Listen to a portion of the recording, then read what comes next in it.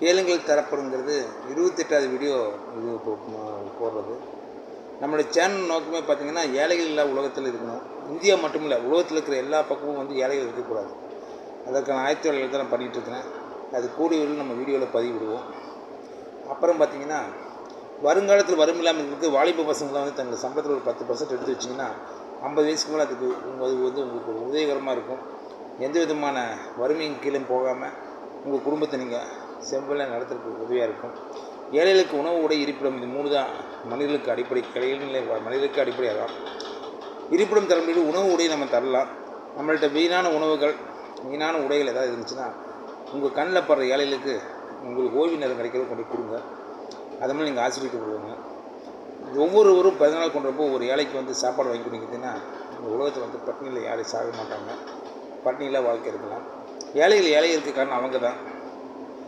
ஏன்னா அவங்களோட தவறான அணுகுமுறைக்கும் தவறான எண்ணங்களும் சிந்தனைகள் தான் அவங்க வந்து அந்த வழிநடத்திருக்குது.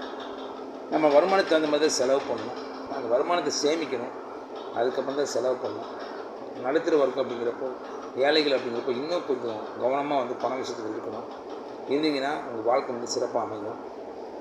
எத்தனையோ விதமான கிறிஸ்துவ உபதேசங்கள் நிறைய பேர் இருக்கிறாங்க, கிறிஸ்துவ போல் இருக்கிறாங்க. அதெல்லாம் பார்த்திங்கன்னா நம்பி போக வேண்டாம். நமக்கு ஆண்டவரை இயேசு கிறிஸ்து நமக்கு இருக்கார். நம்ம வந்து அவரை நம்ம வழிபடுவோம். தினமும் பைபிள் படிச்சுட்டு பாருங்கள். பைபிள் படிக்கும்போது உங்களுக்கு ஆட்டோமேட்டிக்காக கடவுளோட ஆசீர்வாதம் உங்கள்கிட்ட தாங்கும். உங்கள் வீட்டில் எந்த விதமான பிரச்சனையும் வராமல் கடவுள் பார்த்துப்பார். ஆண்டவர் வந்து உங்கள் குடும்பத்தில் ஐக்கியமாவார். கடவுள் வந்து உங்கள் குடும்ப தலைவராக இருப்பார்.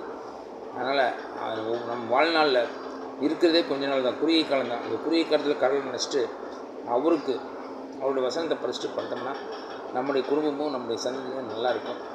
அதனால் கடவுள் நம்ம என்றைக்கும் மறக்க வேண்டாம். அது எந்த கடவுளாக இருந்தாலும் சரி. இப்போ நான் கிறிஸ்டின், என்று என் பேர், நான் இயேசு கிறிஸ்து. சிலருக்கு இந்துனா அவங்க இந்துக்கள் கடவுள், முஸ்லீம்னா முஸ்லீம்கள், எந்த கடவுளாக இருந்தாலும் சரி. ஒரு நிமிஷம், ஒரு 2 நிமிஷம் தினமும் நினச்சிட்டு படித்தீங்கன்னா உங்கள் வாழ்க்கை சிறப்பாக அமையும். நன்றி, வணக்கம்.